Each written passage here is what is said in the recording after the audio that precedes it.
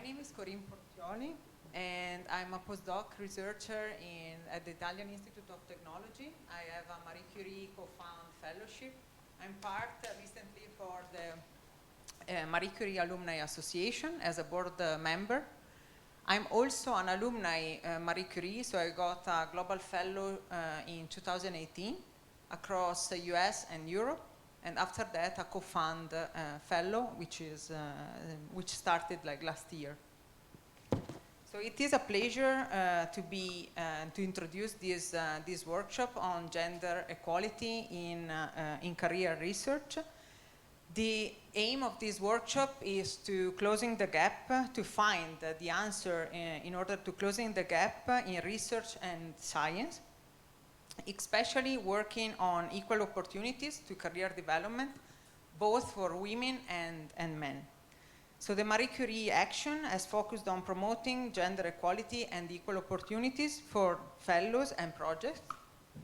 So what do we want to do and what do we want to achieve in this interactive session is to share ideas and thought and experiences from 6 speakers that are involved in private and public sectors, institutions.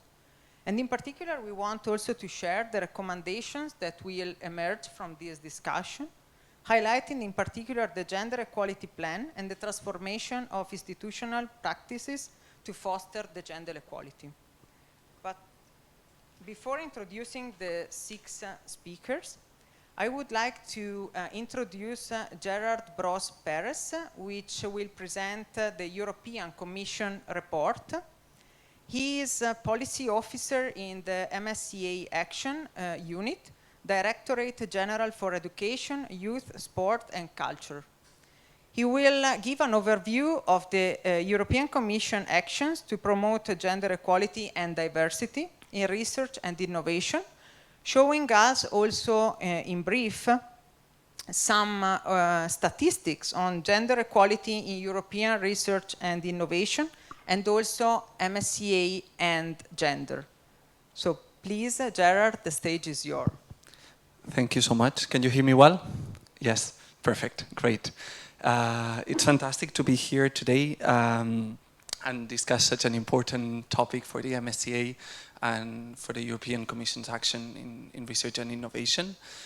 I had to present a lot of statistics and I prepared a wonderful PowerPoint, but I was told I cannot use it, so you will have to hear me and just picture them in your head. But I'll try to be as short as possible and focus more on the facts. And well, as I was saying, you know that gender equality is central to the European Commission's action and agenda and a core European value. And well, gender equality not only benefits research and innovation in general, but also it's a matter of justice. And over the past decades, the EU has made a great progress in gender equality. And nowadays, 48%, for instance, of PhD graduates are women. The figure was considerably lower some years ago. And well, there's still a lot of job to do. This is why we are here, unfortunately. Because women, if we look at overall statistics, are only occupying 26% of top academic positions when we consider all fields of research. And also we see a lot of disparities in certain fields such as ICT, for instance, where only 22% of doctoral graduates are women. Of course, this difference cannot be fixed by the MSc alone, but they are making a contribution to change this. And well, it is important because having such low figures and such low proportions of women in STEM has a huge impact on research and the potential of Europe to answer to societal needs. With Horizon Europe, and I will speak now about the changes that the Commission is promoting. Horizon Europe is the current framework program for research and innovation. The Commission is supporting a gender equal culture in research and innovation. And one of the big novelties that applies from this year is the introduction of gender equality plans, mostly for public bodies, research organizations, and higher education institutions in the EU and associated countries. These are countries around the EU that participate in this program, need to have these plans in place to be eligible to apply. Therefore, it is compulsory. Some of the provisions in these plans aim to achieve long-term sustainable advancement toward gender equality, and they touch upon crucial aspects such as work-life balance and organization culture, gender balance in leadership and decision-making, also gender equality in recruitment and career progression, integration of the gender dimension into research and innovation, and finally, which I think is a crucial aspect, measures against gender-based violence, including sexual harassment in academia and beyond. As you can see, this goes far beyond mere numbers, having just a numerical parity, but it's about fixing systemic problems that are in the EU and promoting institutional change, changing mindsets, and also creates a system where all researchers are welcome and have equal opportunities for their research and career progression. It's still a bit early to monitor the effects of such gender equality plans because, of course, they just started to be implemented, but this is something we will follow closely in the next years, and it's at the core of the European Commission's action. And of course, they apply to the MSCA as well. So we hope that this will be a good contribution to make impactful changes. And also one thing that changed for Horizon Europe, but was already still there for the MSCA, is that now the gender dimension is compulsory in research and innovation content, meaning that when assessing the projects that will make it to funding, we take this into account. They need to consider that, and they need to also adopt an inclusive approach that considers also aspects such as ethnicity, age, disability, and so on. I will speak now about the MSCA. I cannot give like all the statistics I would like to give you because I have to be short. But well, it is appropriate that we discuss, looking at this context, how the MSCA are driving these changes and promoting diversity in the European research area. As you know, the MSCA support researchers of all nationalities at different career stages, but they also support organizations and cooperation between the private sector, industry, civil society, and also academia. And they have a crucial role in training activities to enhance the employability and career opportunities of researchers. Therefore, the MSCA, yeah, it's crucial. It's a crucial tool to support these institutional changes. As I was saying before, gender provisions are not new to the MSCA. We've had different measures in the past years, notably as from Horizon 2020, so between 2014 and 2020. And for instance, the MSCA tackled this as from the selection process, meaning that we try to have a balance in evaluation panels. Gender equality, as I said, is a core criterion in when assessing the projects that we select. And also we promote gender equality through the evaluation on research teams and content, research and innovation content, as I said before. Also, well, the MSCA promotes transparent employment conditions and recruitment processes in line with the European Charter for Researchers and the Code of Conduct for the recruitment of researchers, which are being reformed now. This is something my Director General referred to. And also, well, one crucial aspect of the MSCA is that we provide also an equal pay for all fellows. And also we have work-life provisions to make the program as accessible as possible. And part of these are, well, the family allowances, maternity, paternity, parental leave, and part-time work for family or personal reasons. And also since Horizon Europe, so as from 2021, we have also reformed family allowances to make them more accessible for all of our researchers. Before there was a bit of paperwork to be done, and now it's much, much more easier to get them at any stage of the fellowship, meaning that even at the last year they can get support for their family. Also, another important aspect is that in the MSCA we have reformed recently some of our selection panels. I go to the nitty-gritties of our actions, but for postdoctoral fellowships, we used to have a career restart panel that was very successful among women, and this panel was scrapped, and it was compensated with other measures that aim to make women apply for funding and be also more successful. Some of them is that, well, now there's an 8-year research experience gap to apply for postdoctoral fellowships, but we make exemptions, notably for women who, I mean, their research and periods outside during maternity leave are not counted towards this limit. We can discuss whether this will be successful or not and how this will promote the participation of women. But what we see nowadays is that women are more or less 40% of our applicants, but they are far more successful than men when applying, like around 43, 44% of our postdoctoral fellows are women. So meaning 4 points more.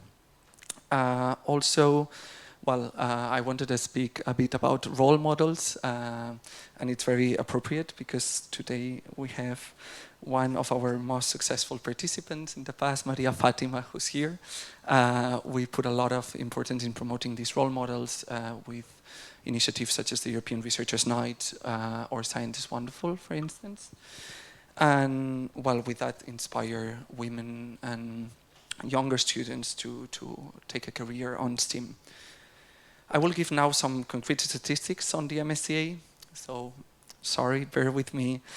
It will be a lot of numbers, but all these figures come from a study that we will release very soon, also from a study called More4 that evaluates a bit the state of mobility patterns and career paths in research in the EU, and also from some of our surveys that we send to our fellows after their fellowship. Could you give me a time warning if I'm going too long? Thank you. Thank you. Thank you. Thank you so much. Well, nowadays, women account for 44% of our fellows, but nearly 44%. 42% if we consider only short-term exchanges that we fund through the MSCA. These exchanges usually involve more senior staff alongside PhD and postdoc researchers. And this is why I'm giving you two figures, because short-term exchanges are like very short-term, so they change the figures a bit. And for reference, the percentage of women in the program was 37% between 2007 and 2013. So, well, we made improvements, certainly, but there's still a lot to be done. And, well, as a mobility-based program, the situation of the MSA is particular because often women are less keen on going on mobility in certain cases. They need particular skills. They value certain aspects of going on mobility more than men. I will refer to this later on.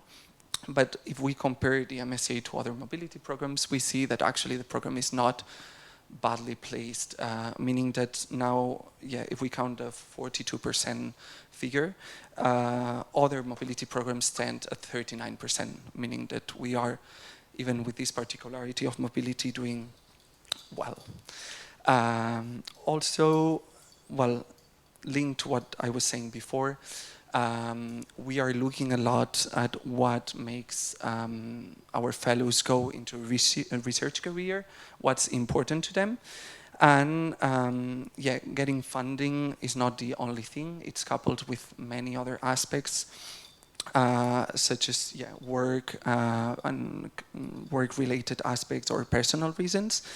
And also this interacts a lot with gender, age, career stage, and family reasons, as I said, because these are sometimes enablers and sometimes barriers to mobility. What we see overall is that whilst young and single women tend to be as mobile as their male counterparts, this changes completely as they advance in their career. And their mobility levels decrease at doctoral level and postdoctoral stages.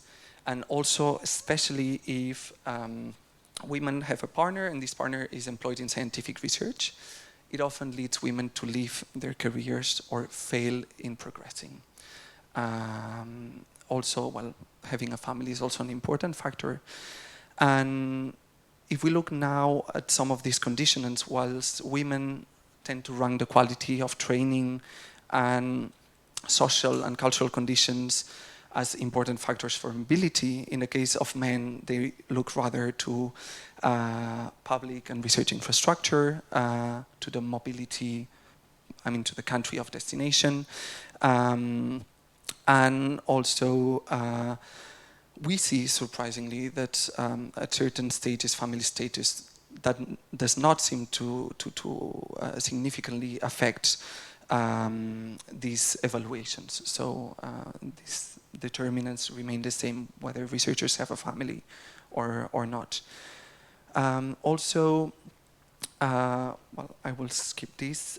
If we move now to the analysis by fields, you will remember that I said before that according to the overall figures for the EU, women still remain a minority in ICT and also in engineering, where they represent 29% of graduates.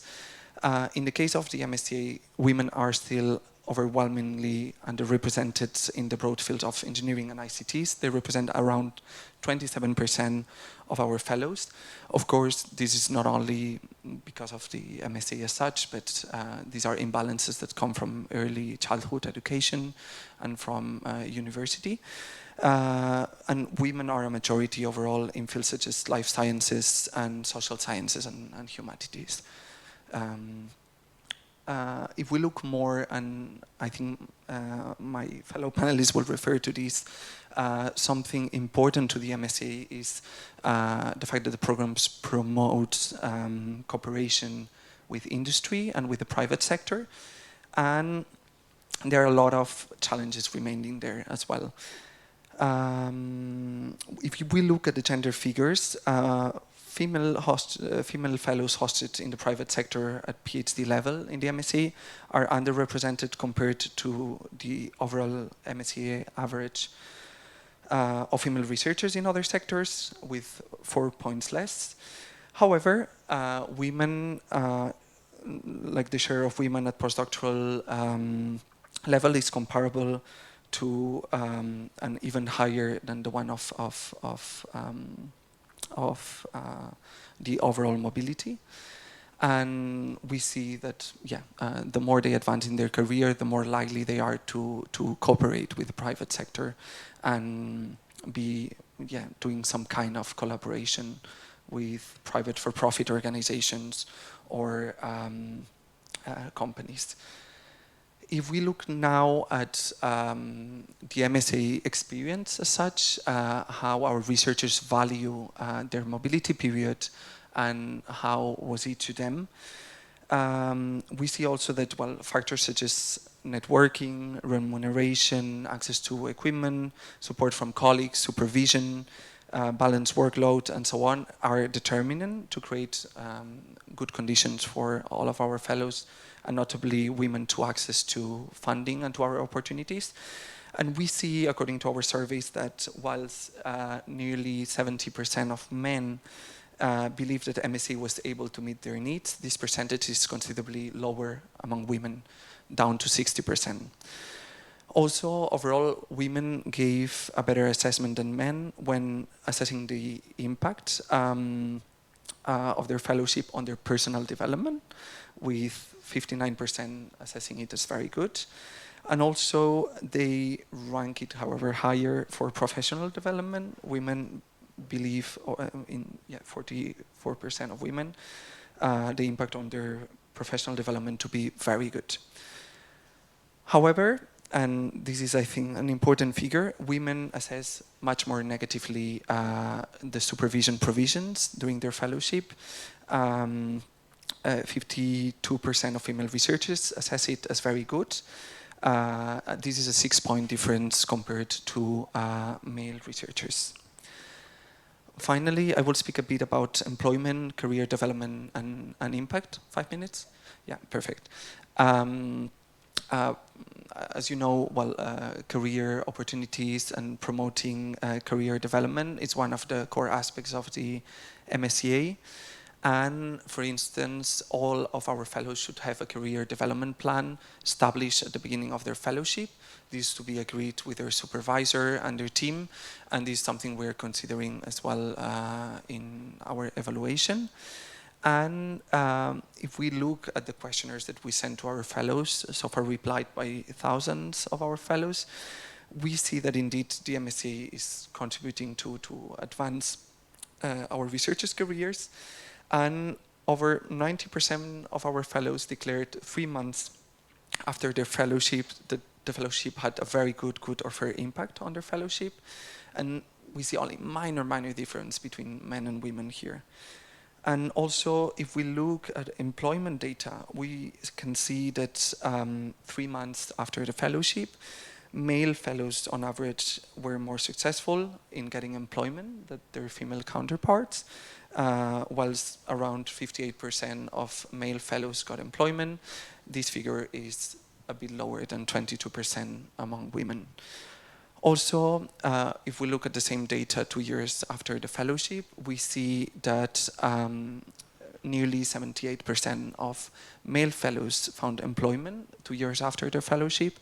This figure is lower among women with 74%. And I'm nearly finishing, sorry, it's a lot of data. If we look also at the kind of contracts that our fellows were receiving, the figures are overall much better than the overall EU statistics. And we see that around 51% of our fellows work with permanent contracts. And this figure is nearly the same for men and women, which is quite important. And overall women tend to have contracts between 1 and 3 years, whilst there are more men with contracts between with less between 3 years and 1 year. And if we look also at the type of organizations where our fellows are employed, we observe also similar figures for men and women.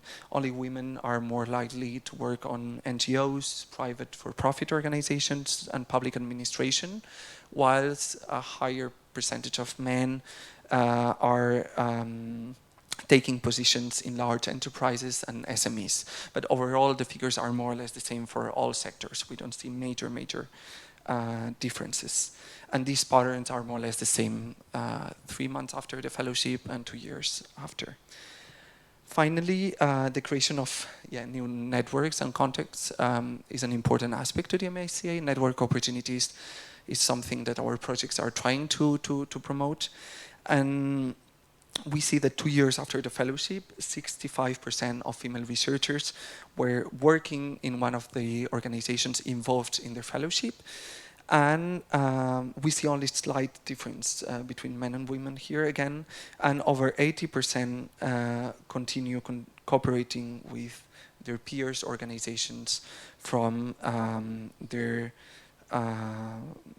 MSCA project. The percentage among men is a bit higher. And to finish, I'll just give you a couple of figures on entrepreneurship and innovation, and I believe my colleagues will address these points with more detail. But it seems that the MSCA is indeed helping our fellows acquire experience that is leading them to produce concrete outputs after the fellowship.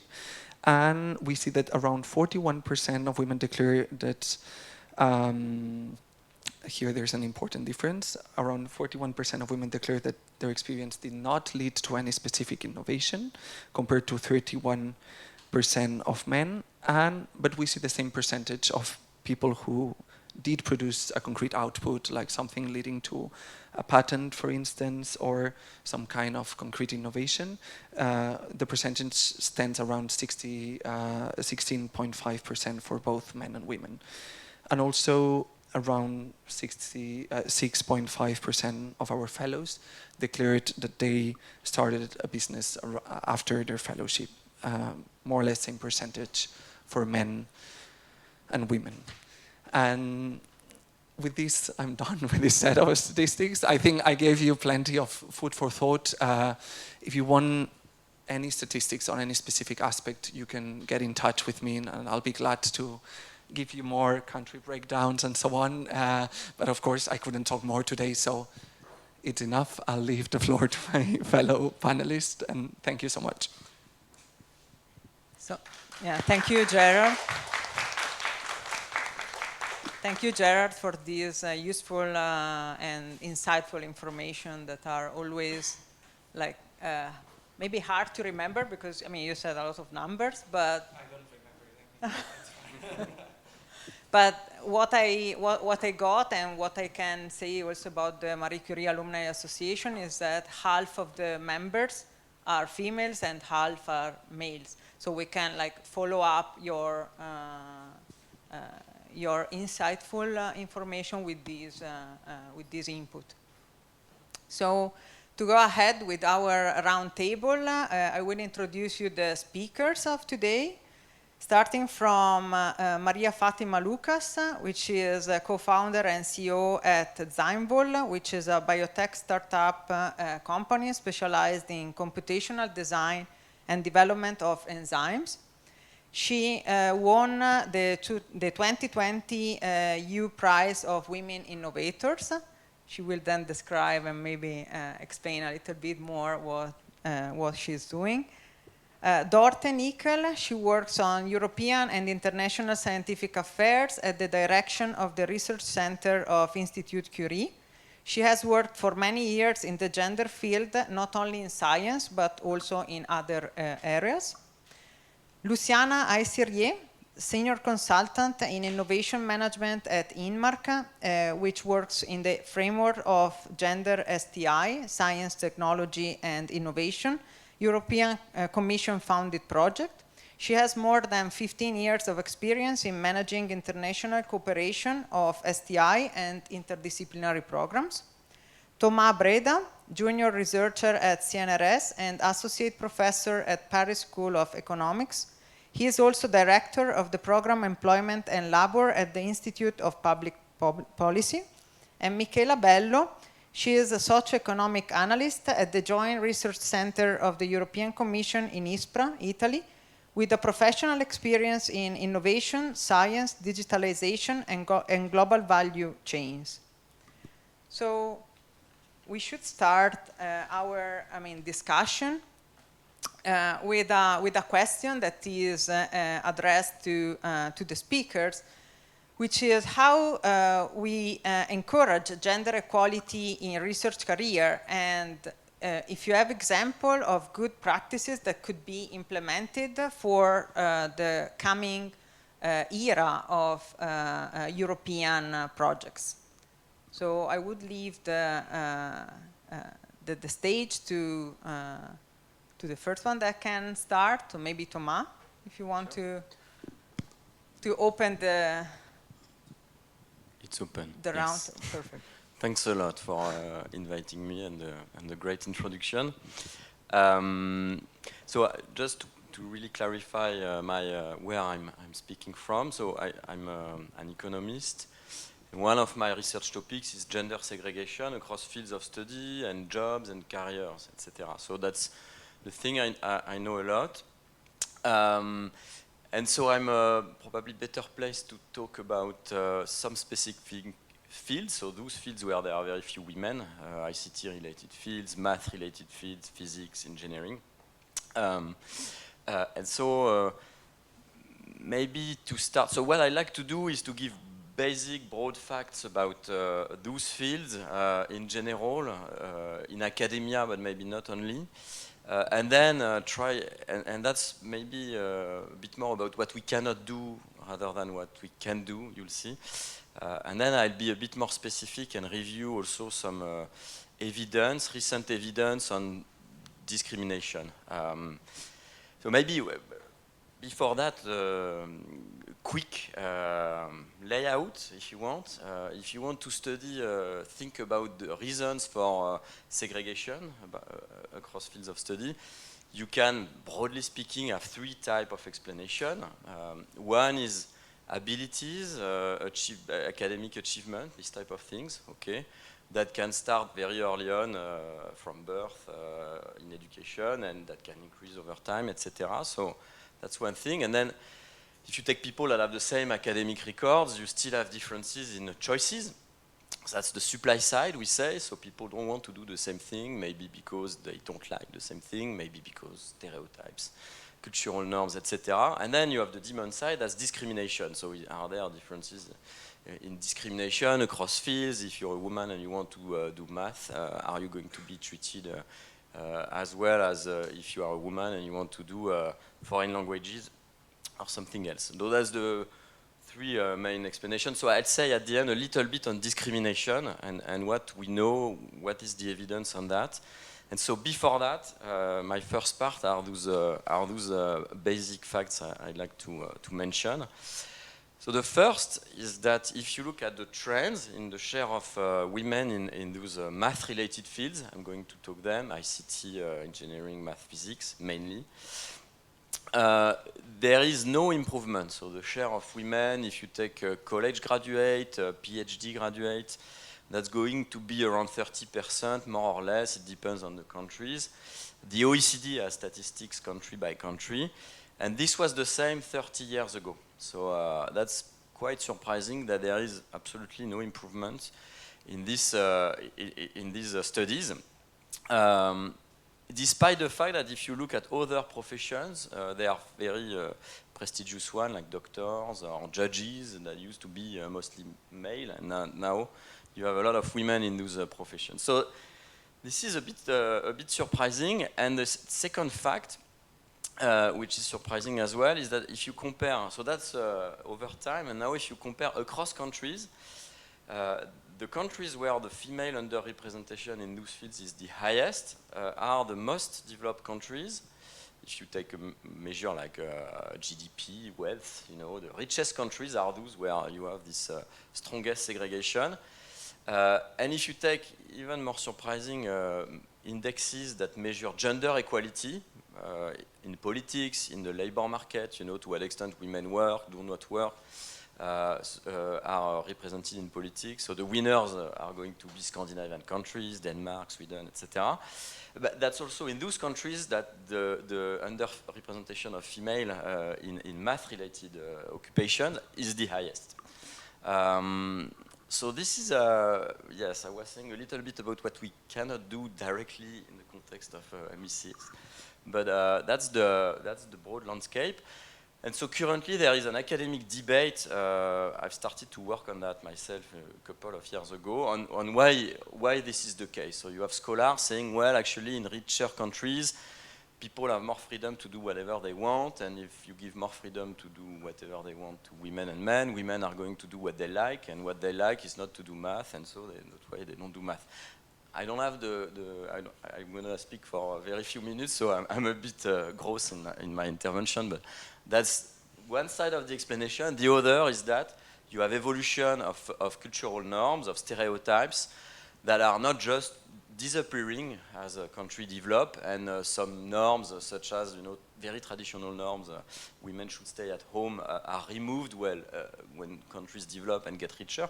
But other norms are suddenly given more space to develop, and maybe the stereotypes relating math with men and some other occupation with women are going to be among those stereotypes that have developed more recently in more developed countries.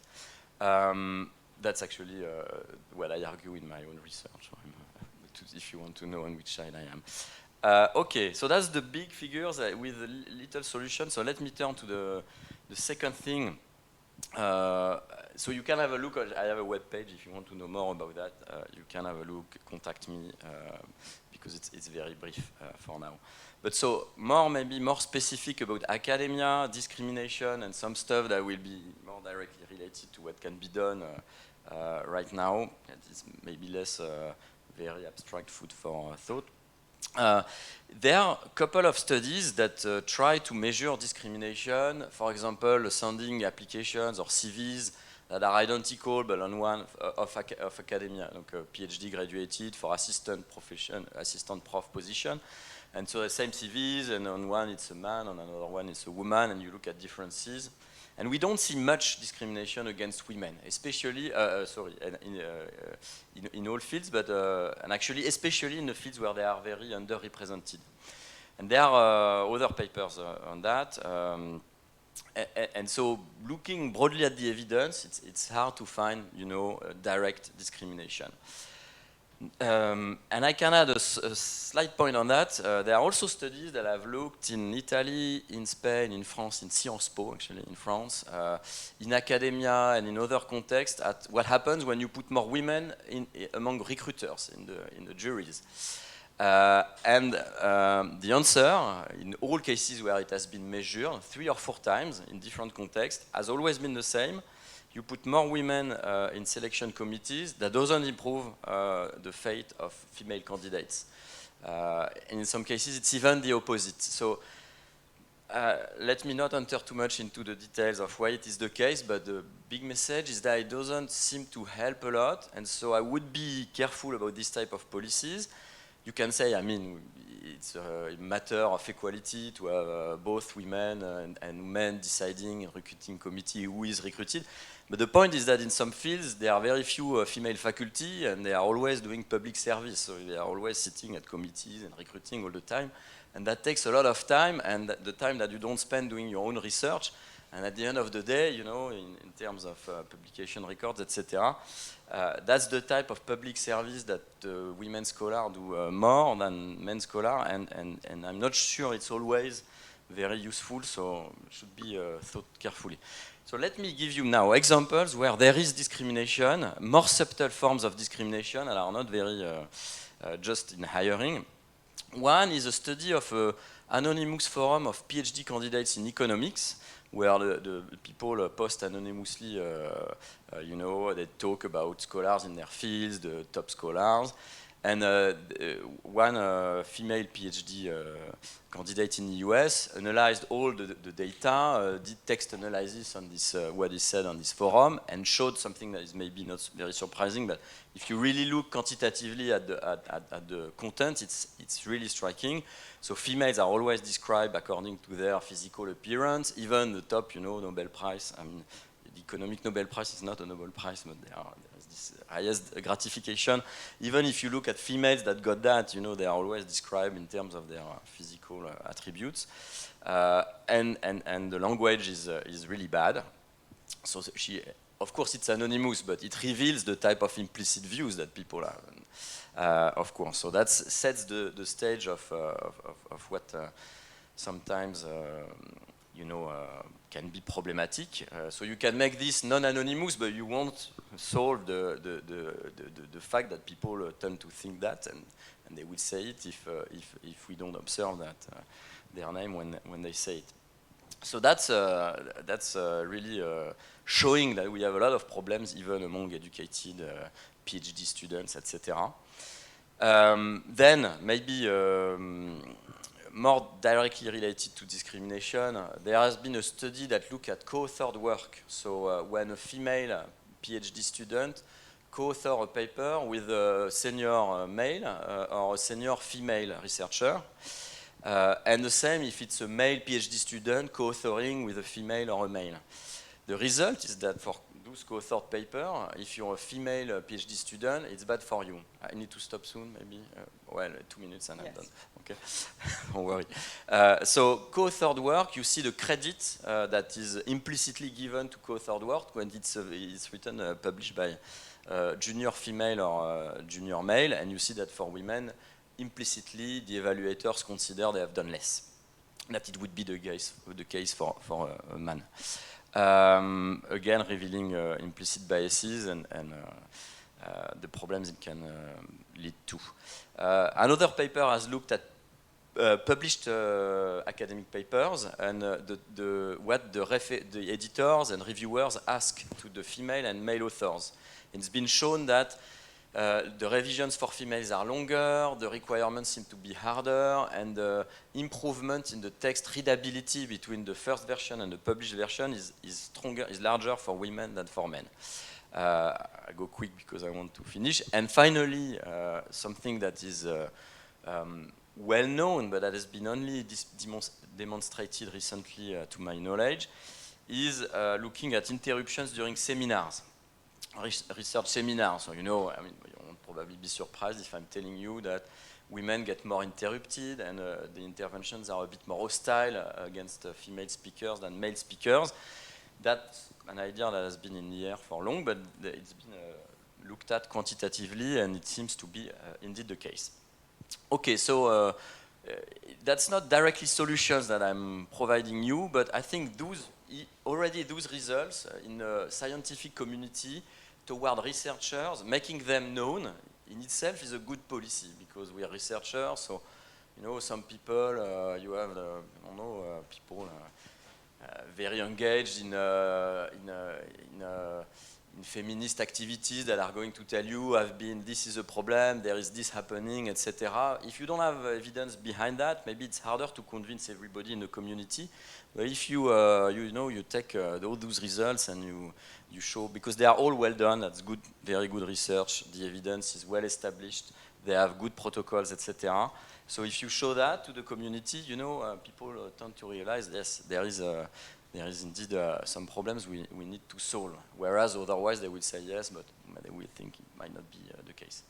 Okay, I should stop because yeah, Thomas, just a quick question: which kind of recommendation do you think could be useful to consider for the next coming era of European projects? So just, I mean, your... Just for the MSCA yeah, exactly. fellows? Or? Exactly. I mean, to overcome these, for example, stereotypes in project applications at the level of European Commission or... So I think the evaluator should be trained and show this type of evidence, the type of problems. And what I would, as a researcher on those topics, what I would suggest is that the training is based on the evidence. And there is some efforts to know those papers, collect the evidence. For example, again, discrimination, it doesn't seem to be a problem. And putting women in recruiting committees doesn't seem to be something that helps. Yeah. I'm not saying we shouldn't do it because it's, it's a tough decision. And, but there are probably some priorities. And yes, on the 4 examples I give, so this forum where there are very sexist views, etc. The contribution, how joint work is assessed, the type of requirement that is asked for women when they do their research as compared to men, the interruptions in seminars. On all those 4 topics, there are easy solutions to design once you know the problem. Yeah, I agree. Thank you very much to Thomas. Who wants to reply next? Maybe Michela, that you have experience in STI, so you could maybe add some information on this topic of encouraging gender equality in research, basically. Yes, thank you very much, Corinne, and thank you also to the conference organizers for the opportunity to participate in this very interesting discussion today. So I have a very strong background also in STI indicators and statistics, so I apologize, I might also mention a few numbers. So before answering the question, I would like to mention what are the aspects for me of this underrepresentation of women in STI that should be tackled by policy actions. So firstly, I would like to echo what was already said by Gerard and Thomas. So women are underrepresented in STEM fields. So we have almost reached gender parity when it comes to number of women, share of women among doctoral graduates, but still the share of women among doctoral graduates in STEM fields is still very low. And these differences are even more evident when consider STI occupations and also women and researchers in general in more advanced career, in the research career. So because there are these differences between countries, disciplines, and cohorts, and that's what also Thomas said, one could easily assume that these gender stereotypes play a role and can explain some of these differences. I'm not going to go into the detail because Thomas already very much talked about that. These gender stereotypes are usually acquired at a very early age, and they're then reinforced during the course of life, and so impact also on the probability of women, impact also the progression of women in their career. So because, given this strategic and growing importance of STEP occupations and fields to today's economy, I think it's very important to tackle what is causing these gender disparities in these fields. The second aspect I would like to talk about is the work condition of researchers. So we know that both women and men tend to be hired under precarious contracts at the very early stage of their career. However, evidence has shown that research precarity concerns and has a much stronger impact on women than men. According to the She Figures report mentioned by Gerald, women are more likely to be hired to work part-time and to be hired under precarious contracts than men. And the women also seems to be more unsatisfied regarding their social and job security than men. And this, of course, might be related about expectations in terms of motherhood and family structures. The share of women, for instance, with children is, women researchers with children is lower than that of men. And we have also seen that during the pandemic crisis, the career of women researcher was the one more vulnerable. According, for instance, a survey carried out by the OECD right after the onset of the pandemic crisis is more women than men were experienced a reduction in their time for research and there are more concerns regarding their job security. We have also seen that these gender disparities also exist in terms of pay. Again, according to a survey carried out of scientific authors carried out by the OECD, women corresponding authors tend to earn between 5 and 6% less than men. And this is even more evident we consider STEM occupations and more senior positions. The last point I would like to talk about before moving to the policy actions is gender blindness. So one of the causes and symptoms of this underrepresentation of women in STI is the fact that the latter is gender blind. So gender priorities and the gender often set by men. And also the gender dimension is often not considered when designing research, in research design. This is an aspect that we'll talk a bit more about in the second part of the workshop. Maybe I would like just to mention that very important is the fact that now we are more and more using AI, and AI systems are often trained on very large data sets, and they often tend to replicate these gender biases or social biases, especially if they are present in the data. So how to tackle these issues? Firstly, I would like to mention, of course, the power of the data. You know, like we need to continue to collect data on science and the research disaggregated by gender. I mean, Geraldine needs this type of data. You know, we need to monitor scientific education and a scientific career in order to better understand the causes and the impact of the gender disparities. We need to also have more data on mobility across countries, disciplines, more in terms of the occupations and the seniority.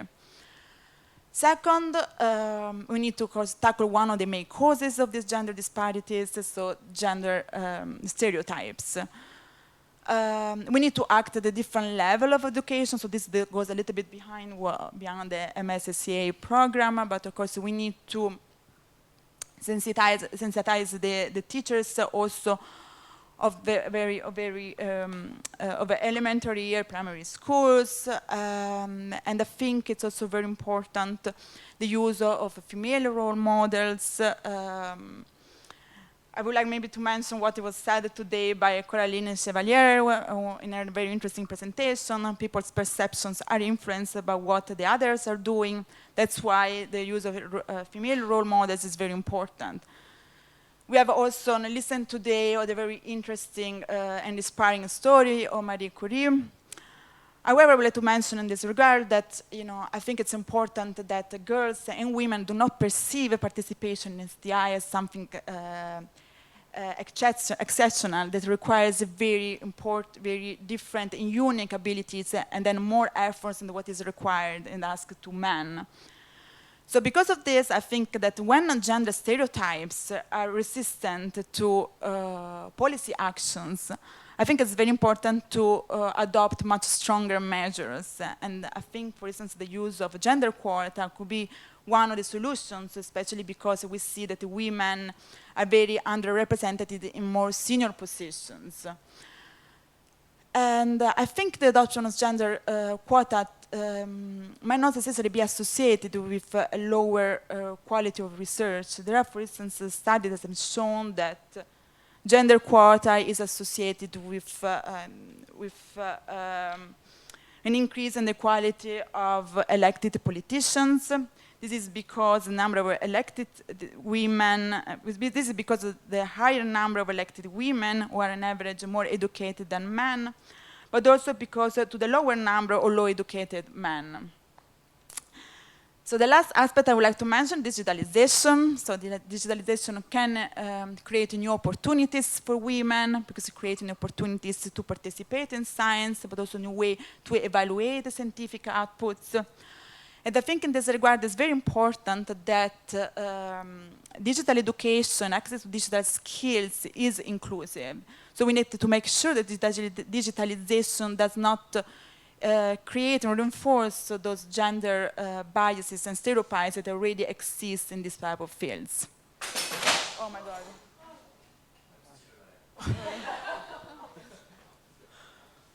Anyway, Thank you, Michela. Yes, I was actually. Are you okay? Thomas, you can take. I mean, you can take this one.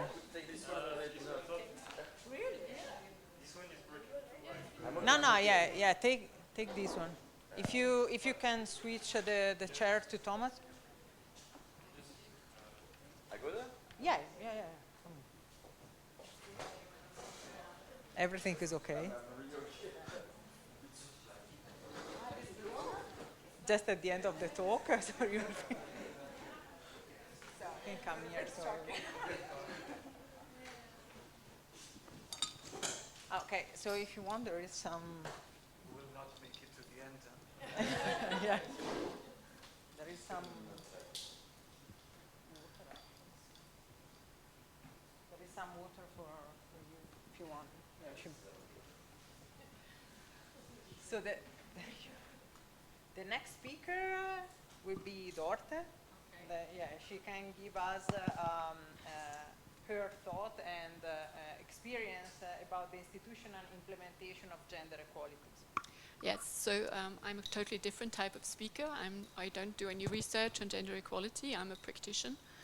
I am working at Institut Curie, and I'm tasked with coming up with the second gender equality plan. We've already had one, which was established in the framework of a Horizon 2020 project called Libra. And just to give you, I don't know if you've heard anything, unfortunately I couldn't be with you this morning, so about Institut Curie, the research center of Institut Curie, on how the gender balance is at this institute. So if I look at the last 3 years or 4 years, then I have to say we always have more female PhD students with the postdocs. 1 year it's more women, 1 year it's more men. It fluctuates a little bit. When we come to the principal investigators, we still have 40% women, and that has been going up recently. But then when we come to the unit directors, that changes quite a lot. Then we only have about 15 to 20% who are women.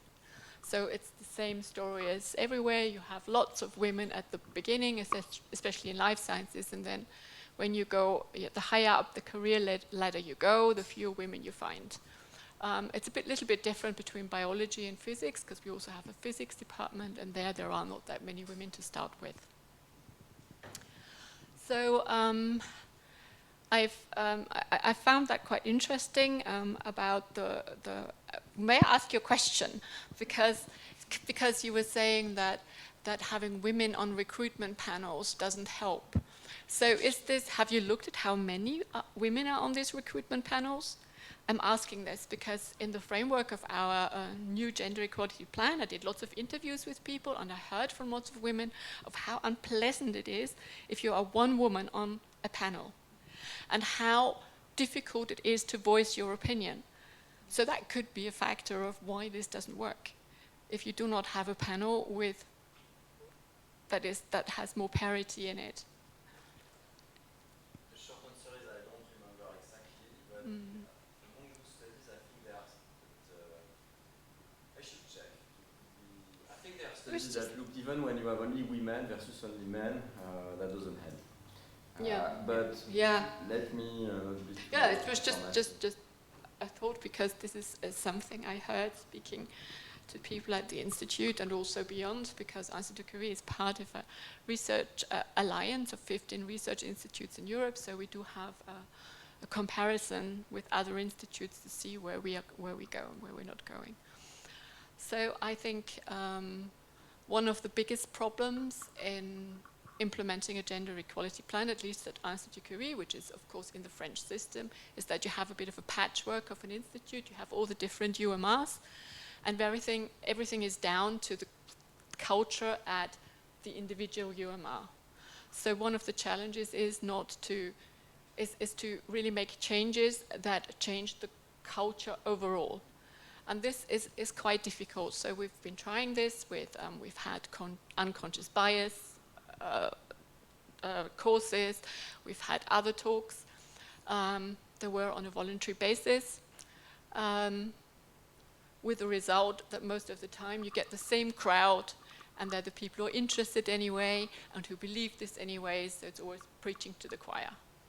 I've read, especially when it comes to unconscious bias tests, that mandatory tests, however, are not very successful.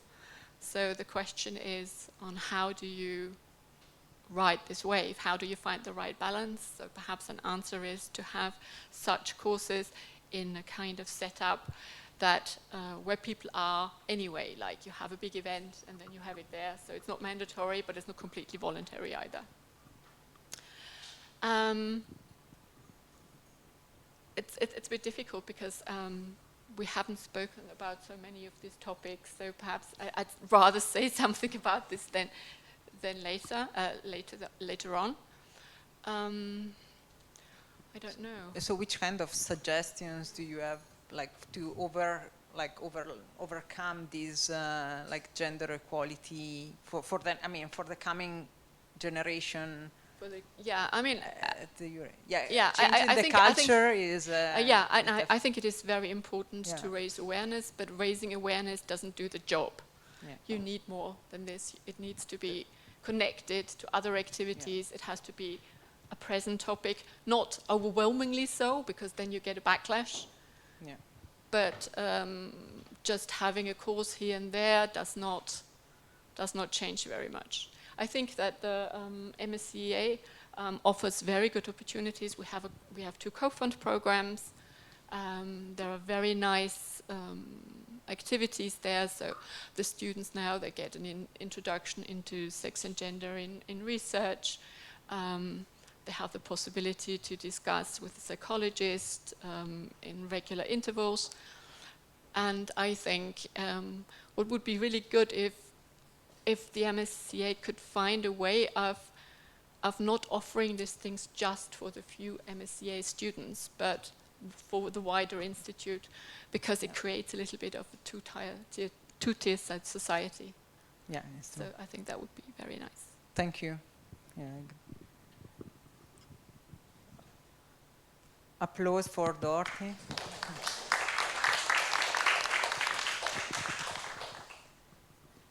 So, if Luciana, you want to add some information regarding your experience in the private sector, but working also with European funded project, right? Yeah, thank you. It's nice to meet you and be with all of you. I will try to give like some ideas and main funding regarding our project. It's a gender STI project. It's an international research and innovation project that responds to the need to integrate gender perspective into STI international dialogues, following the Council recommendation for 2015 that invite member states to take into consideration on the between the international dialogue with third countries. Our consortium is we have an organization from Europe and 10 selected countries for 4 continents, including US, Canada, Chile, Argentina, Mexico, India, South Korea, South Africa, and China. It's an international consortium, and we try to see how is the gender approach on these bilateral and multilateral dialogues, and we include our investigation. It's along the 3 main objectives of the strategic gender policy from the European Union. We work on gender balance in decision position, integrate of the gender perspective in the research content, and also for this question, the gender equality in scientific careers. So main funding of our project is related to a survey. I will give you not number but some ideas. And a mapping study that we have analyzed more than 500 international agreements between Europe and third countries, with 14 countries, and we realized that gender content is only in the 10% of these agreements. That it include words like gender equality, empower women, gender inclusive. But some of the content it's just not in the formal bilateral multilateral agreement, but also on the memorandum of understanding that they are actualized agreement from the formal ones, and also on the STI implementation activities like proposal for example, for joint call or evaluation criteria. That's where we observe the content. And also we try to see how this gender content is mentioned related the next words that appears on the agreements, and the gender content it's on these agreements are observed related to gender inclusions, societal development goals, poverty, education, culture. I have the words here, but I don't remember everything. Let me see. Culture, social inclusion, education, poverty, and human rights. That's the main associated word to gender on the context of this agreement. Then regarding the survey, regarding we conduct a survey between Europe and these third countries, and both regions consider of the three most important approach to achieve gender equality in scientific careers. The three most voted is gender equality in recruitment and career progression. It's like more than 70% of the response. Then we have parental leave policies and flexible work schedule. This is more important in Europe than in these other countries. And the third one that is more important in third countries, they consider that more important, is the incentive from women to lead projects.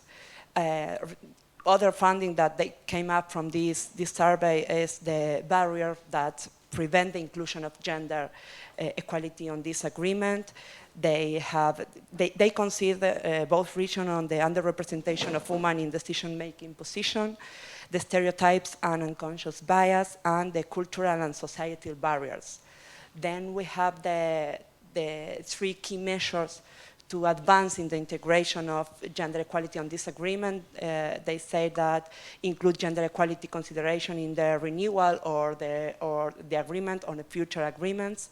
Then the develop of gender mainstreaming strategy for STI cooperation with other countries. And the third option was support staff training on gender analysis in order to produce gender-sensitive STI agreement programming and impact education. We need to take this into consideration for the main goals of this project, because we conduct this study, and we also have developed some co-design labs using the thinking methods, the inclusive thinking methods, to came up with a solution to these three challenges. So, for example, for the gender equality in scientific careers, we are creating a prototype to support a cultural change at university in order to create a welcome atmosphere when the student came up to the university. And we are developing like it's just an idea. It's a prototype that came from this co-design lab that we made last year. We are going to the second round of the labs. We invite you all to participate also in September, and we have the third one on next year. And then some of we conduct also in-depth interviews among stakeholders, and this is a task in progress, but some of the reflections that I made, like 16 interviews, and asking them to try to connect all these ideas that we have on the project.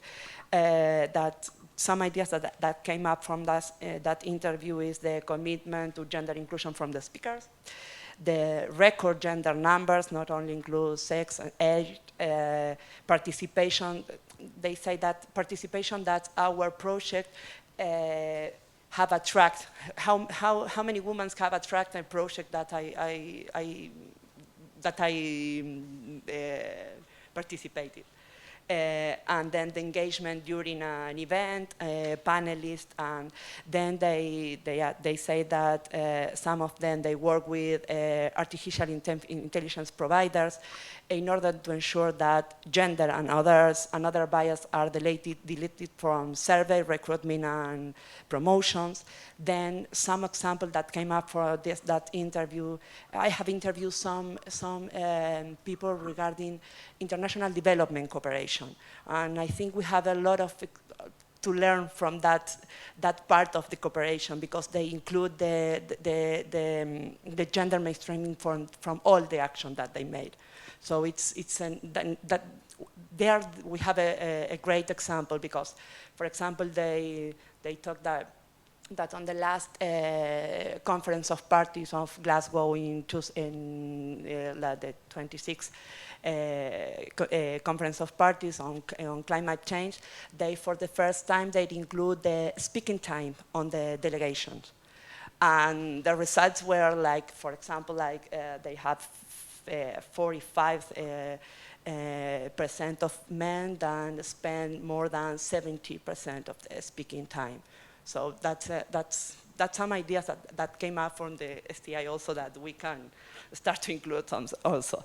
Then another example that is one of our partners, the funding agencies on health, they implemented during pandemic a series of data-driven gender intervention that include spending deadline of the proposal, they allow the submission of short bios instead of a common the common CV format.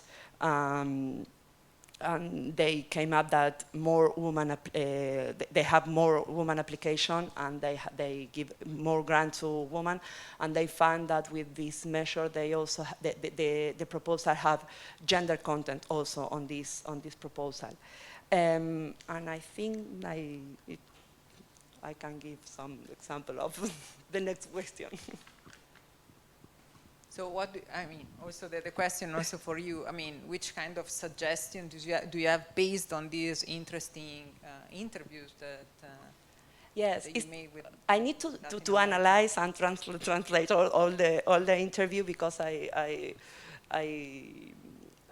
interview all the people in Latin America, so in Costa Rica, in Argentina, Mexico, Chile. I'm from Argentina, and I work on the policy dialogue for 10 years between Latin America and Caribbean and Europe. So I contact the people involved on that dialogues, and that's the reason that I came with the International Development Cooperation. They have a great tool. They have guidelines when they, for example, when Europe for the DEVCO, they fund a project.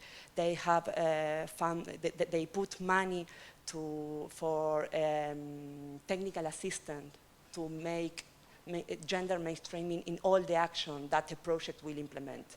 So like a dedicated figure. Yes, they put indicator in any action they include gender objective, the adequate participate. You have you have a lot of indicators that we can, for example, take advantage of them. Yeah, so in this is STI a good input that we can take into account. Yeah. Yeah, thank you, Luciana. And now we can pass to the next question that is useful to understand how to close this gender gap in research and science society, all kind of sciences. So is how to promote the participation of women and gender equality in innovation and entrepreneurship. So not only public institutions, but also private companies. And to this, I would like to pass the stage to Maria Fatima Lucas, which can give us some advices on this. Advice is maybe a strong word. Thank you, Corinne, and thank you all for introducing, because you've made my life easier with so many numbers. And of course, thank you to all of you for listening in, because this is, I think, a serious problem in our society. And what always surprises me in these events is the low number of men. So thank you for the men that are actually in the event listening. I'm actually going to start a little bit backwards, okay? I'm going to start with what I think is needed, and this is my personal opinion, okay? And I'm not an expert in any of this, and I'll explain why. But I think it's education and quotas. One I like, the other I don't. And I'm going to try to explain why I believe these are part of the solution, okay? I'm a chemist. I'm super excited for being here. Marie Curie is like, wow, okay. And in chemistry, we normally say something in a very simplistic way, which is like likes like. Meaning, a big molecule tends to like another big molecule. And this is very simplistic, okay? If there are any chemists around here, disregard what I've just said. But like likes like, small likes small, big likes big. And I think us as people are a little bit like chemistry as well. We tend to relate to what we know. Men will naturally relate more with other men, while women will relate more with other men. It doesn't mean that's always the case, but it tends to be. So if you have a recruiting committee that's all men, naturally it will tend to be biased. And you were mentioning, of course, I'm going to attack you. You were mentioning that maybe the solution isn't putting more women in selection. I think it is. I think you need to have 50-50. But you also mentioned the solution, which is I think both need to be educated. Okay, so I think people that are in recruiting committees need to be educated because we have so many biases that we simply don't know. So I'm a chemist, but moreover, I'm a computational chemist. And I worked as a researcher for over 15 years. And as a computational chemist, I was used to be surrounded by men. Let's say 90 to 10%, this was the ratio. I never felt discriminated. I never felt weird. It was my choice to be there. If other women didn't want to be there, it was their choice. This is my understanding, okay? Then through the years, I also realized that I had been very fortunate. And you were mentioning before, in order to have a woman in a meeting that actually has a voice, you do need to have more than one. Otherwise, she will probably be subjected to other people's opinions. This is peer pressure. But there's another issue also mentioned before, I think it was by you, I can't remember, which is that surprisingly, richer countries actually have more disequality at older ages. I think it was you mentioning, or maybe Gerard, I don't know. Anyway, so I also saw this. So I realized that going through the world having meetings, I suddenly realized that I was the only woman. So I started as a computational chemist, 15 years doing research, and then I decided to create a company. My company is doing biotech, where we've already heard life sciences is majority women. Then what was my surprise when I started going to all these meetings where decisions are made, and I'm surrounded mostly by men, and I mean it, okay? I think in 5 years that I've been in the company, maybe I've seen 10 women in decision-making positions. This is frightening, okay? And this was when I said, oh boy, we've got a problem, okay? I was fortunate because I grew up in Portugal, I was educated in Portugal, and Portugal is a poor country, and as such, I had many female role models, because one of the reasons I have found that richer countries have less women in higher positions is actually related with the fact that eventually people decide to have families. The man is able to provide enough money for the entire family, and as such, an easy decision apparently is that the woman takes care of the children. And this is true.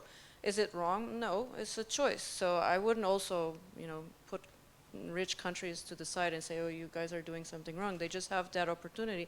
And I think women also have the right to decide if they want to stay home with their kids.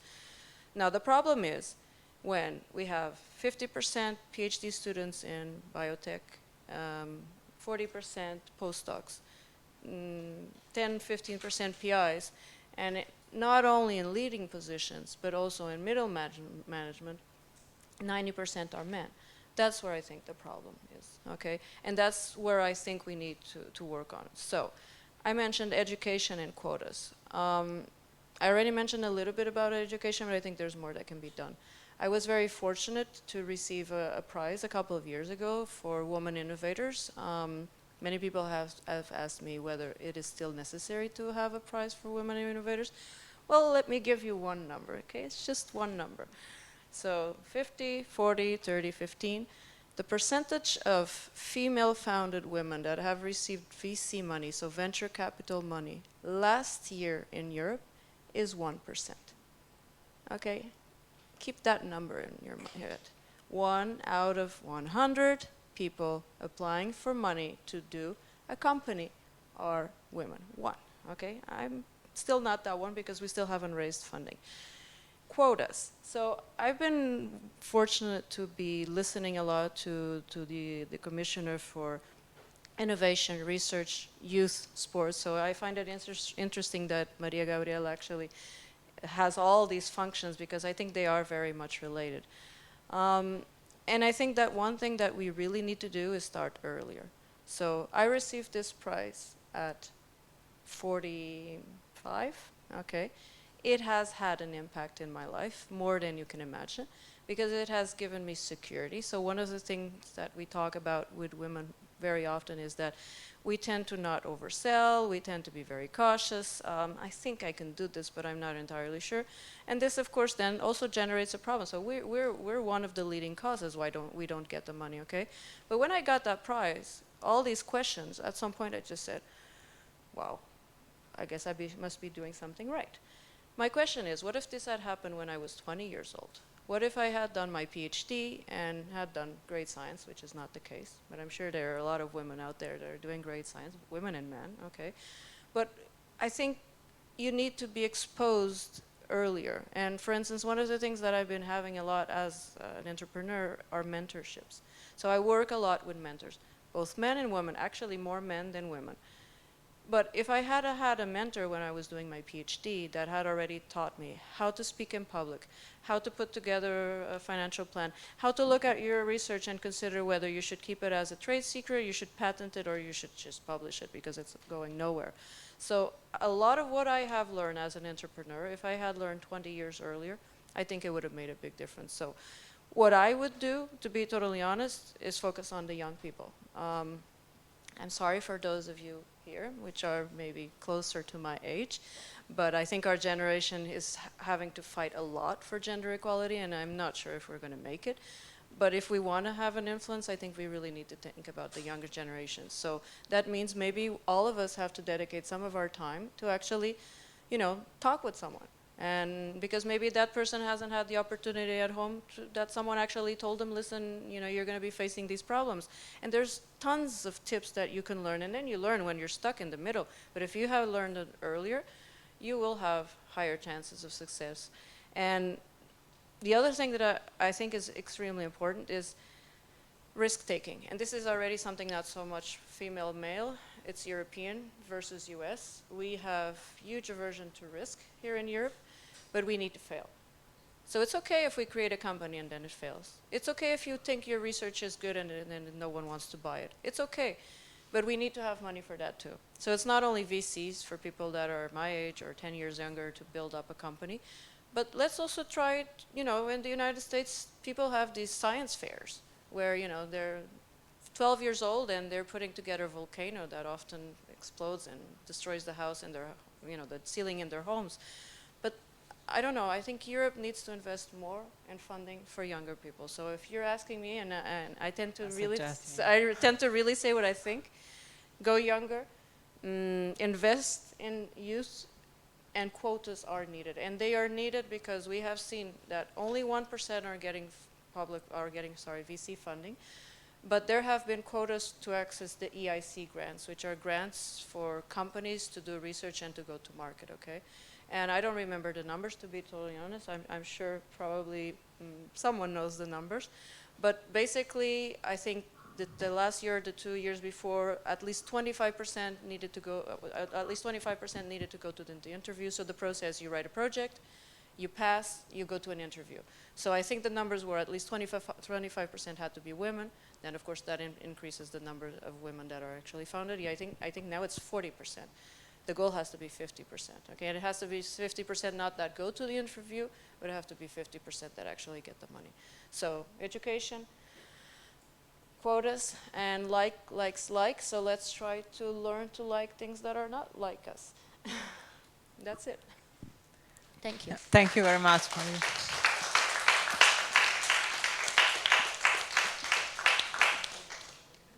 So thank you all the speakers, and now we can open the Q&A session. So the voice is from you and from the public online. So if you have any questions, raise your hands. And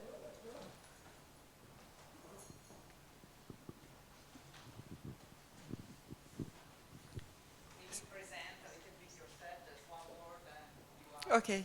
Hello, I'm Isabel. I'm a Swiss NCP for the MSCA. And thank you all for your contributions. That's super interesting. But I have a very concrete question. When I heard that mobility is often a challenge for women, maybe also due to the family reasons, now the mobility rule got very strict, right? I mean, it's harmonized in the MSCA, and it's not very favorable for women in that sense. So would that be a possibility to change the mobility rule for women, to make it easier for female researchers? I mean, I know we had now a huge discussion on many aspects, but about something concrete, when we hear that for women, mobility can be one of the challenges, and yet mobility is at the core of MSCA, and we say everybody needs to have mobility, and yet at this age, it is probably one of the challenges. I answer because it's a very concrete question, so I guess it's for me. But we are open to discuss, I mean, anything related to the specific rules and nitty-gritties of the MSCA. And it's a very good point that we should raise among colleagues. And we've been recently in touch regarding this mobility rule for the MSCA that obliges researchers to go abroad to countries where they have not lived or worked in the recent years. And it's a very strict rule, it's true, because the MSCA obliges people to go to another country, but everything can be discussed. But let's be in touch on that. It's a very good point. I cannot say more than that. I'm not the only one choosing and agreeing on the rules.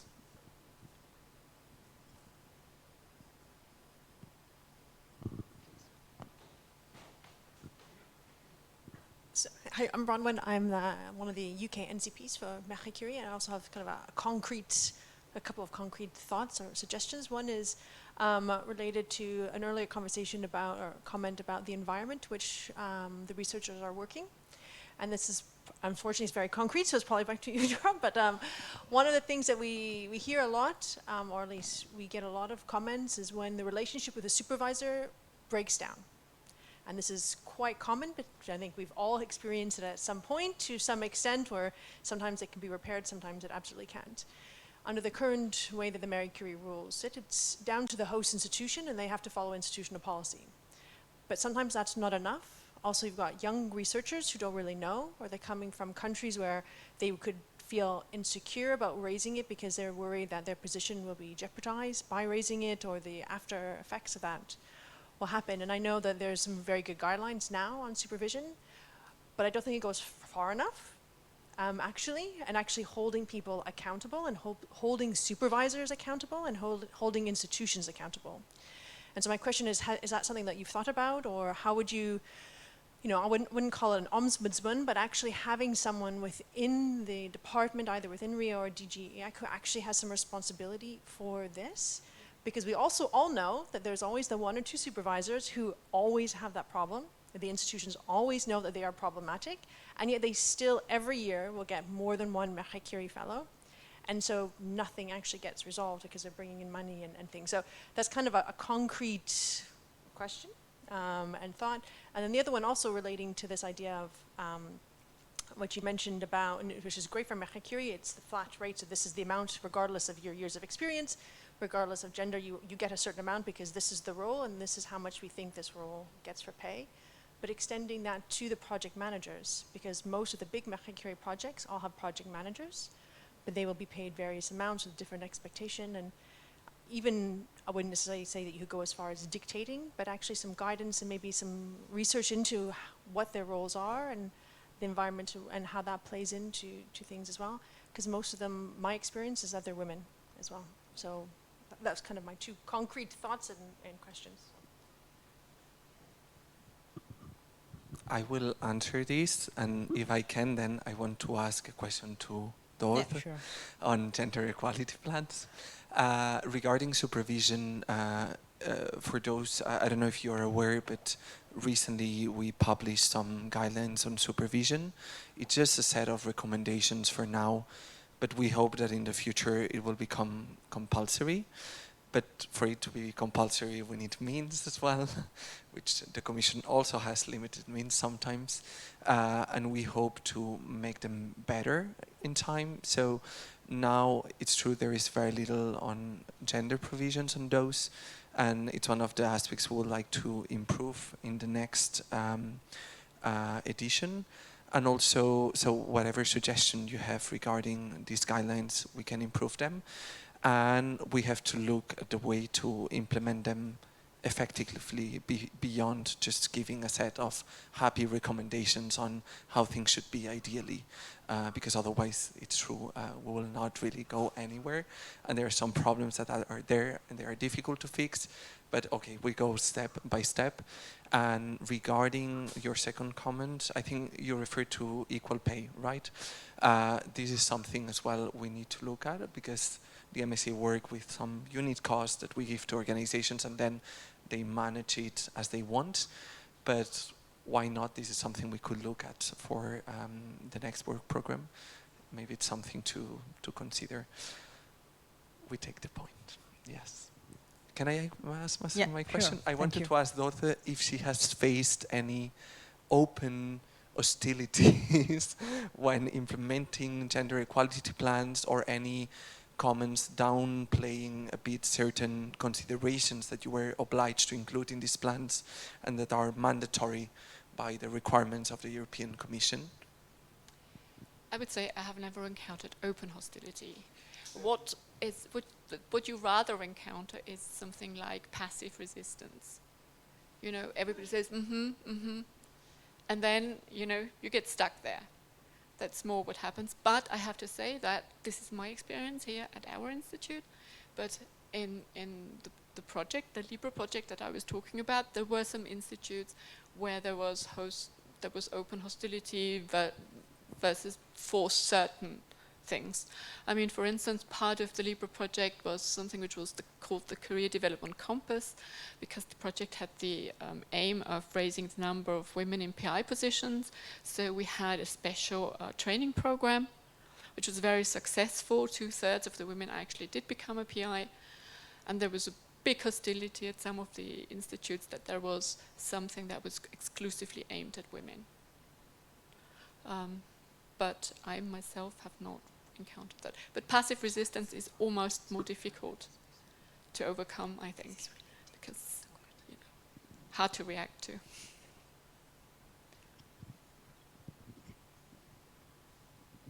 If someone else wants to... Yeah, I would like to ask a question to, Maria Fatima. You were talking about quota.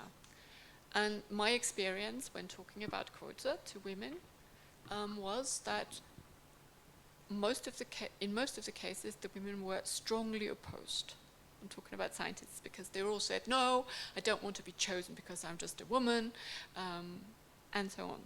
So how do you suggest to counter that? I mean, I usually counter that saying, well, then you must think that it's okay that all the men sit in these positions, and that they really are better, because why would they otherwise be there? But I find this very difficult. Good question. I was one of those women. So truly, I never understood the need for quotas. And to be totally honest, in our company, it's not needed. So we have 54 or 57% female. And this is a deep tech company, so completely unusual. And I didn't even realize that we had so many women, because we don't have quotas. We most certainly not. And if anyone even suggests that we have a lot of females in our company because I'm a female leader, I get really upset, because that's not the case. So I started asking questions, and I realized that there were many women applying for jobs in our company, and that's how we ended up having so many women in the company. And then I asked them, so why are you applying? And so since I went from researcher to entrepreneur and I realized there was an issue, I became very active in gender equality, actually in diversity in general, because I also believe that you can't have teams only of 30-year-olds. You need to have 20 to as far as people want to work. You should have different nationalities. You should have diversity in all its aspects as much as possible. But unfortunately, not all companies are like ours. So I'm very active, and women see that, and so they apply because they feel identified with what I'm trying to achieve. But obviously, other people have other priorities. So it's not possible to have, you know, every single leader going, yeah, I really believe in diversity, although that's how it should be.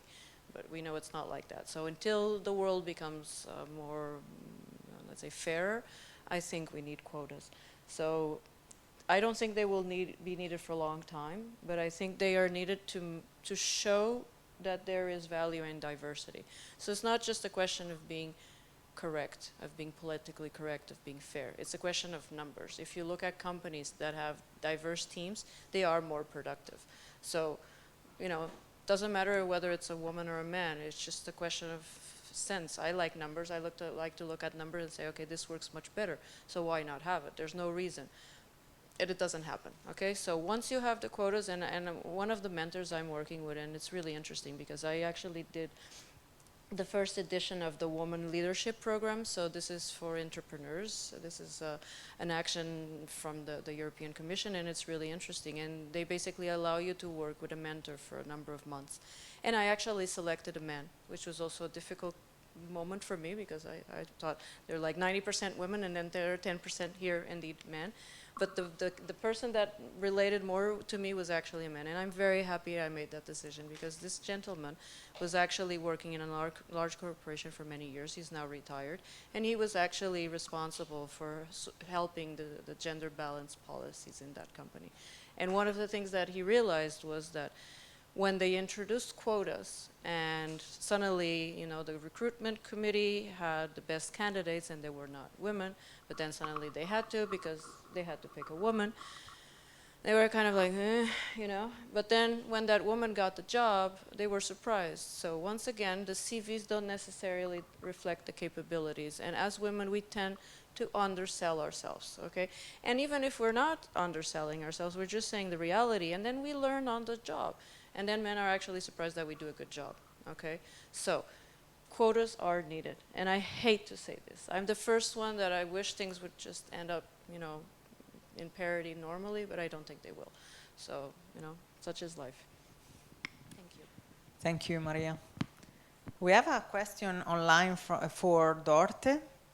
So you mentioned the writing of the second gender equality plan of the Curie Institute, but what are the points you will add, change, suppress in comparison to the first one? The first plan was part of a Horizon 2020 project, so it existed in a kind of pre-given format. The second one will be far more tailored to really what the Institute needs. So we've put far more effort into finding out where the problems are exactly by talking to a lot of people. So that is one of the main changes. And the second change is that there will be more emphasis in trying to institutionalize the measures than in the first one, and to better embed them in a kind of program, not to have isolated actions that don't actually do that much in the long run. Yeah, thank you. We have another question from online, and then, I mean, raise your hand if you have any question or doubts for the speakers. So, can the research gender introduce a bias in the studies of gender representation? Is there anyone that...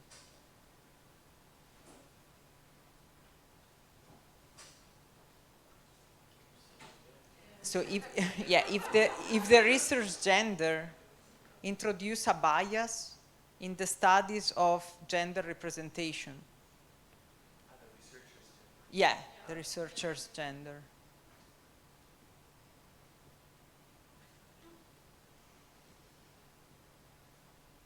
I would say...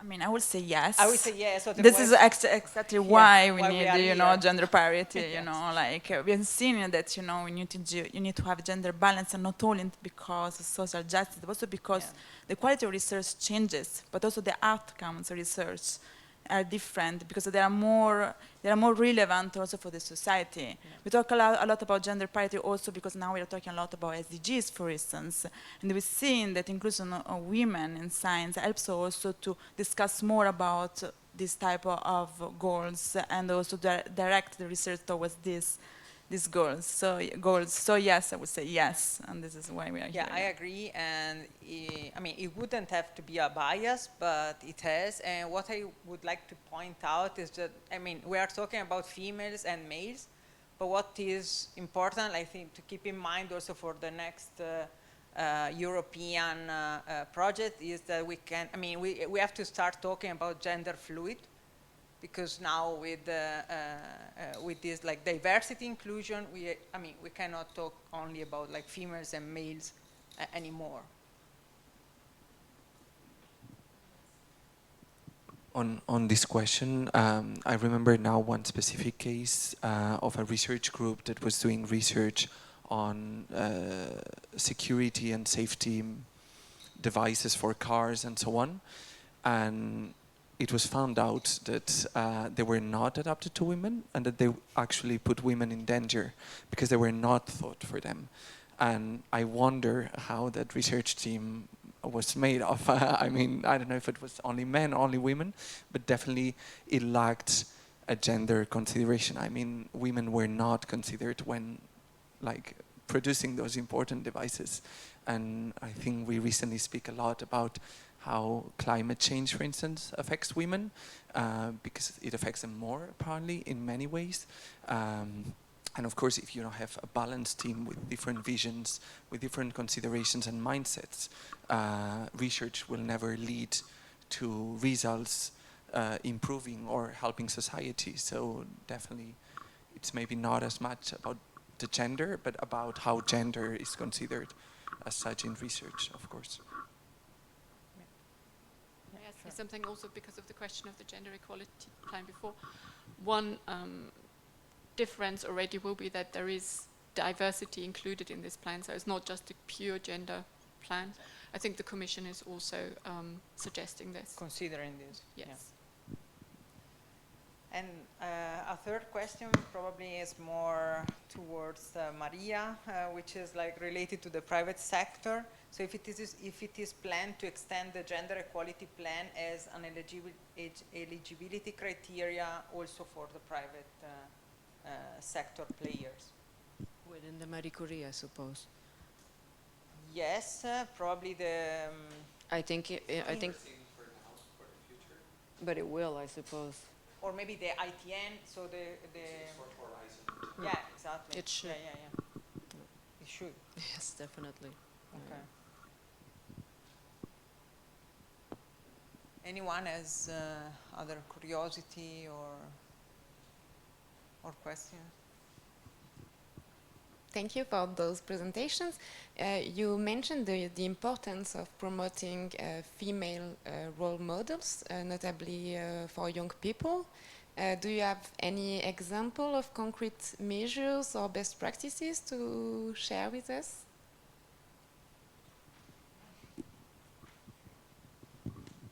Yep, thanks for the question. I actually participated in an evaluation of a role model program in Paris region. That was with L'Oréal Corporation. So you know they give these, maybe I guess some of you know that, they give those fellowships, fourth year PhD, postdoc fellowships. And in exchange, they ask the recipient to act as role model and intervene 1 hour in the French high schools. So I got involved with the Ministry of Education and colleagues in the evaluation of the program. So there are many things we learned. I should make it short, but so what the program achieved is that the high-performing high school females went more into higher education, science, STEM programs, especially in the fields where there is strong underrepresentation. So that was effective. It's only 1 hour, so it's 1 hour intervention in high school. The last year of high school, terminal, had effect. Earlier on, it didn't work. I mean, in a sense, we didn't have an effect on actual choices. And then we looked at, we had a long questionnaire, and we looked at which perceptions they changed. And here it's a bit more complicated. So there was 2 parts in the program. One was about debunking the stereotypes about science. So science is for nerds, it's solitary. This is something that requires very long studies. And the second thing was about debunking the stereotypes regarding women in science.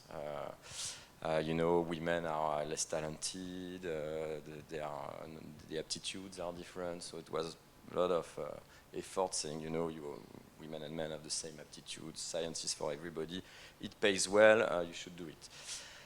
And the first part worked well, so we changed the perceptions on the stereotypes on science itself well, and it seems it played a lot of a role in changing the actual choices.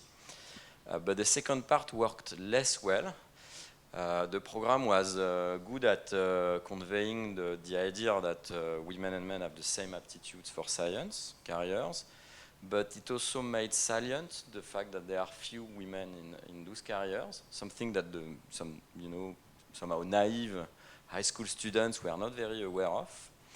And this is increase in awareness were also triggering the fact that the students that were exposed to a role model were more likely to think that women are discriminated in science and that they don't like science. And that was an effect that was not very intended at the beginning. So it's complicated again, but if I were to recommend something, it's probably to the role model talk about herself, the career aspects, science, why she likes it, why it's good. Maybe not so much about the problem that the program tries to tackle, because it can be it has some scaring effects. I mean, actually, that's something that maybe in the context of MSCAs could be tried, this role model program. And there are other studies now in Sweden, in Peru as well, that experience with that. So, I mean, it seems to be, there is so few things we can do against gender norms and stereotypes to counteract them. I mean, that's one of the most effective solutions I think nowadays people try to implement. Thank you. Do you have a question? So last, very fast. Okay, great.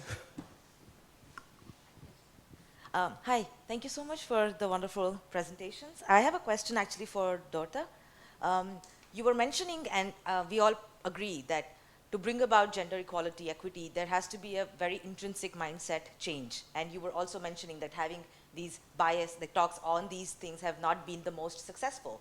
But I feel like if you are enforcing rules per se, like forcing people to be doing certain things for gender equity, that might not probably have the most impact, or probably having a negative impact, because if you enforce something that they might not necessarily be comfortable with in the very beginning. My question to you is that for the gender equity plan, the equality plan that you're now implementing, what are the concrete measures that you might be taking for this exact thing? Yeah.